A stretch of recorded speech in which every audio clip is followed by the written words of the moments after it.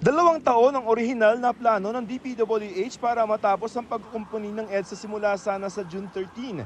Pero matapos umani ng batikos ang proyekto, kabilang ang mga planong hakbang para ibsan ang traffic na idudulot nito, gaya ng odd-even scheme, utos ng Pangulo, ipagpaliban ng 1 buwan ng planong EDSA rebuild. Ang daming bumalik na nag-aalala paano yung trabaho namin. Kung ang pag-commute namin ay napakatagal na, madadagdagan pa ng 1 oras, 2 oras, wala na talaga, hindi na kami uuwi. Pinapabago niya yung buong plano. Ang sabi ni Presidente, find a better way. Find a better way para hindi mahirapan ang mga kababayan natin.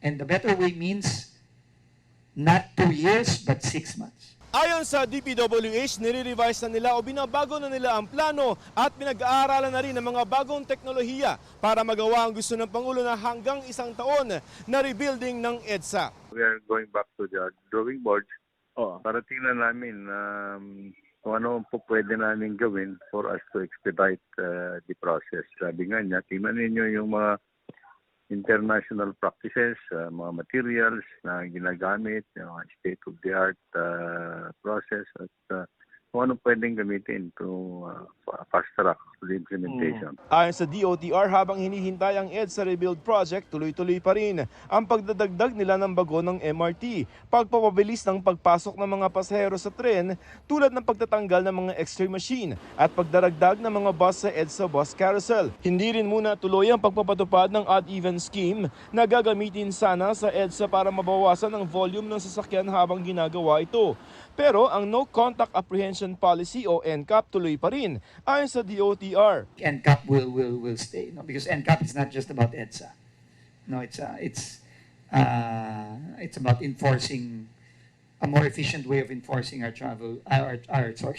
traffic rules. No? Tinanong namin ng mga kapuso online kung pabor sila sa pagpapatuloy ng NCAP.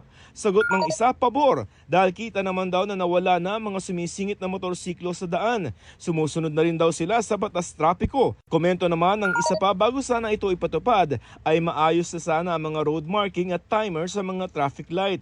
Pabor din ng isa pa na ayusin muna sana ang mga kalsada at kapag may nagreklamo pa rin ay motorista na talaga ang may problema. Pero may mga tutol pa rin sa NCAP.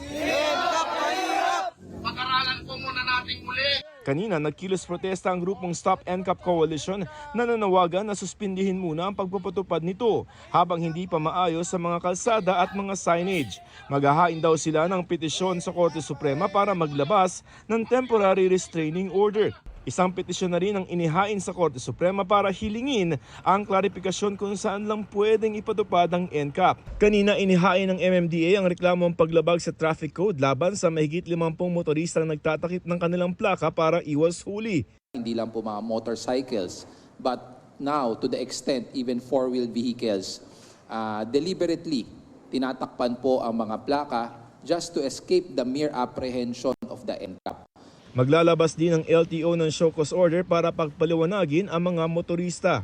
May pagkakakulong po ito na 6 months and 1 day to 2 years. Sumunod na lang po tayo sa batas para po hindi lumaki ang problema ninyo. Para sa GMA Integrated News, ako si Joseph Morong, ang inyong saksi.